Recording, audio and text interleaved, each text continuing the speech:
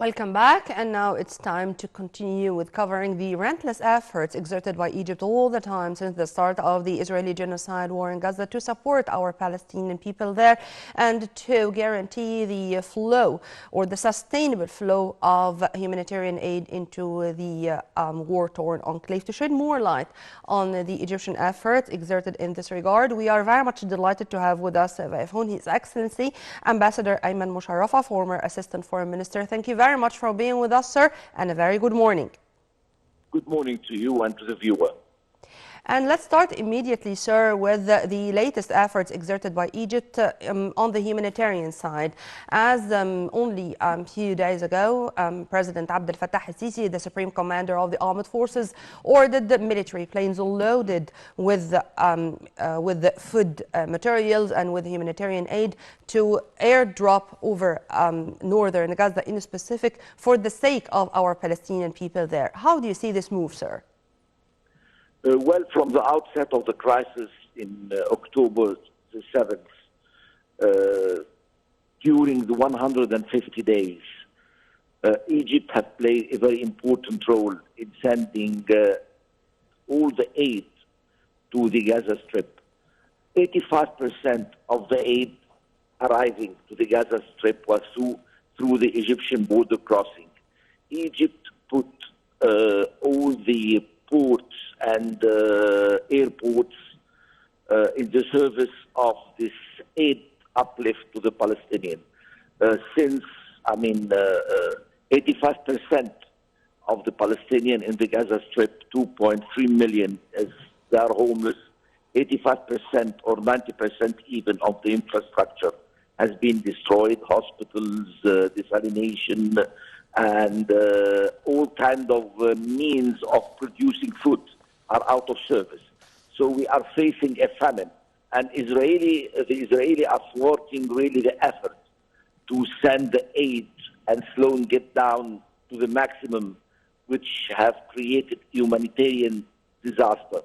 So the president have ordered the Egyptian Air Force to airdrop the aid with, many trips through the Gaza Strip, since the passing through the border crossing is becoming dangerous and slow. And Egypt is putting its diplomacy on the line to find a ceasefire. And this ceasefire would help definitely to establish a permanent line of supplying aid to the Palestinians in the south of the Gaza Strip and in the north of the Gaza Strip for the stranded people and the homeless people.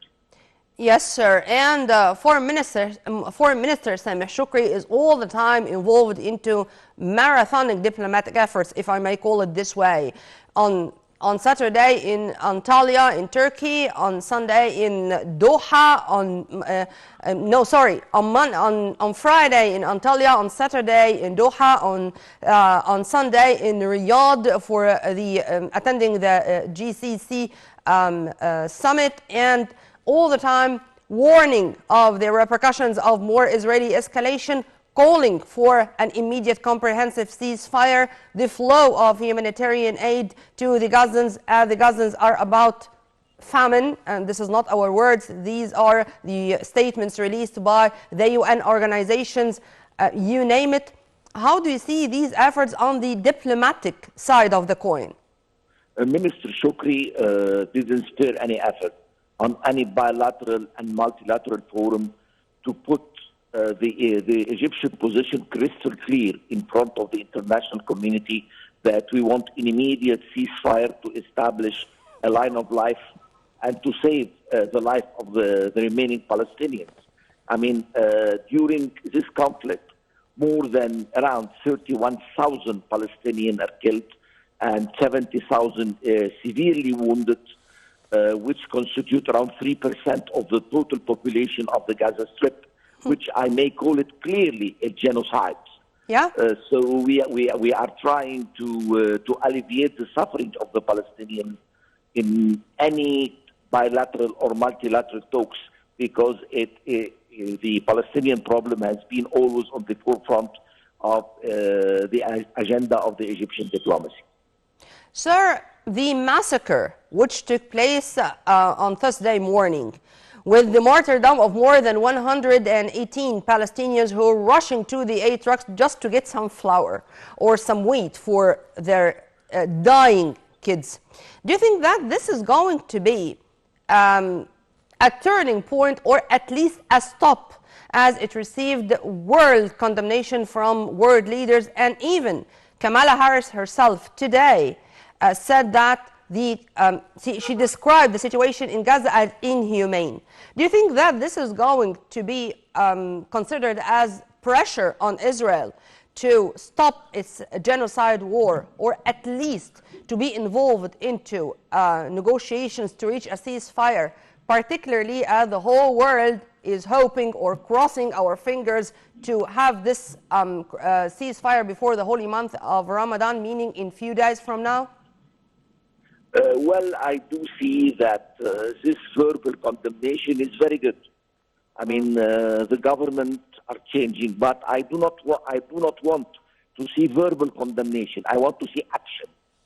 Yeah. This verbal condemnation should be transferred to a kind of punishment against Israel, which, I mean, there is severe ways of punishing Israel, like economic embargo, like a ban on travel, like ban on travel for certain personality. I mean, the international community should be sensible to what is happening and should not reward Israel or not be silent, because the silence is killing the Palestinians.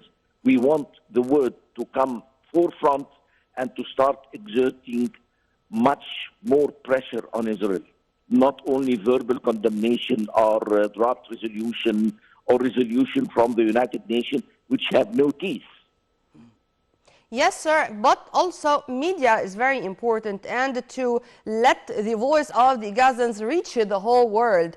I mean, when we know, for example, that dozens of children and minors died of malnutrition and dehydration in the past few days because of what's going on in Israel, what's now the excuse in front of the international humanitarian law makers to do, as you've kindly mentioned, have practical pressure on Israel to stop what they are doing?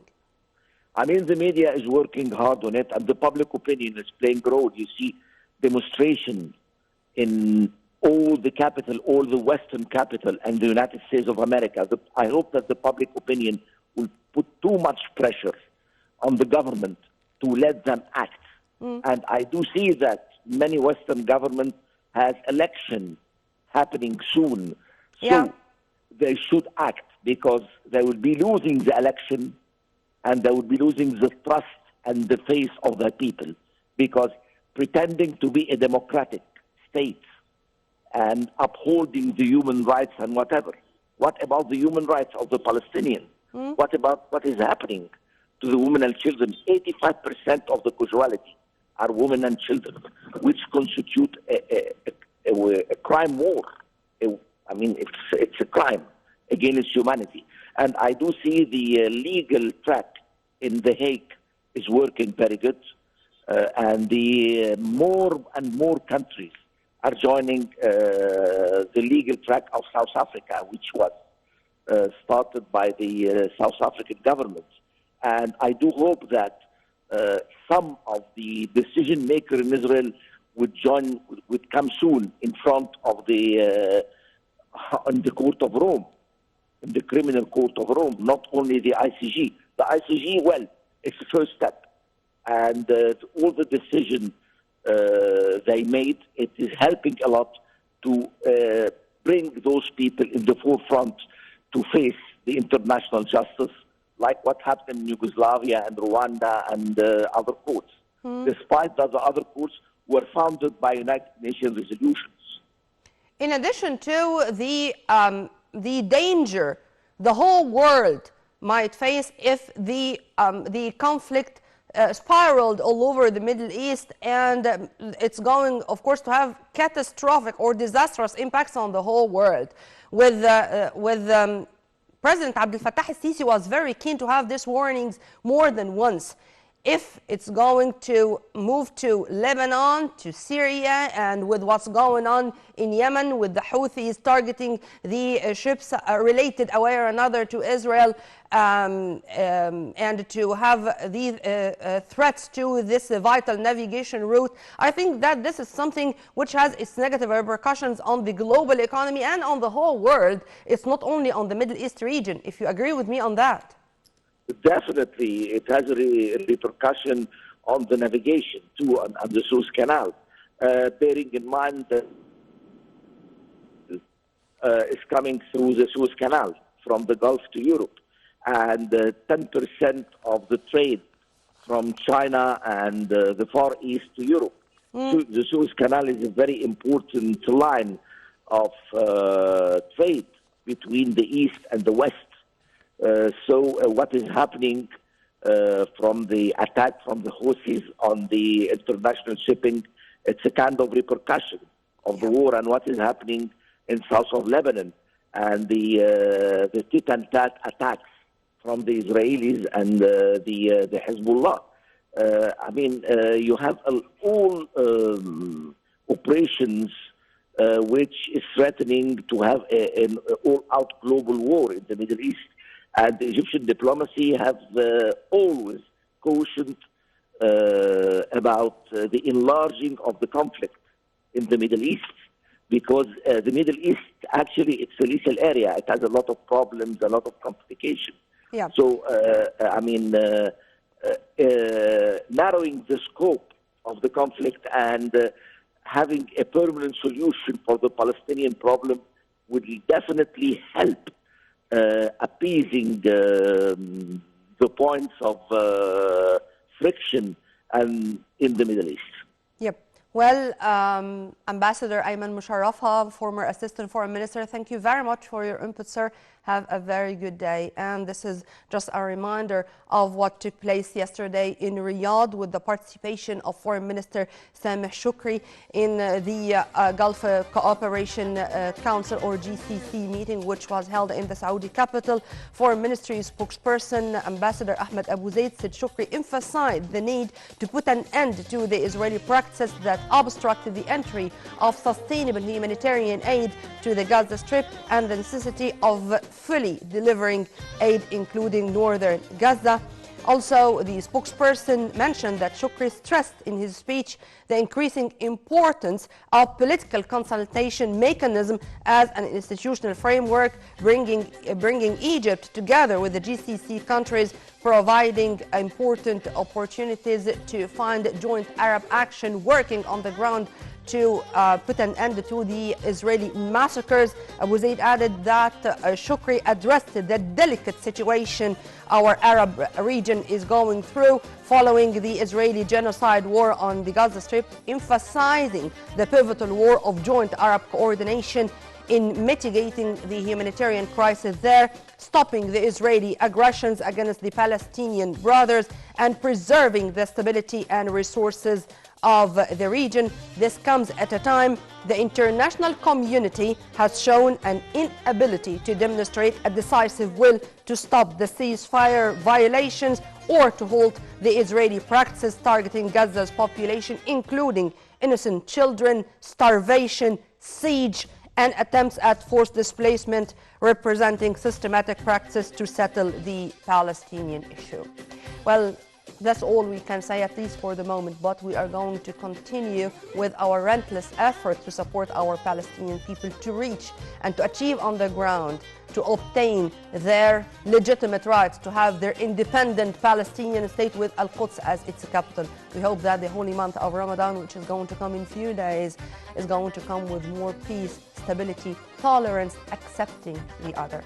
Well, by this we come to the end of our breakfast show for today. Stay tuned on Nile TV International always for more updates, and for more details, please log on to www.nileinternational.net.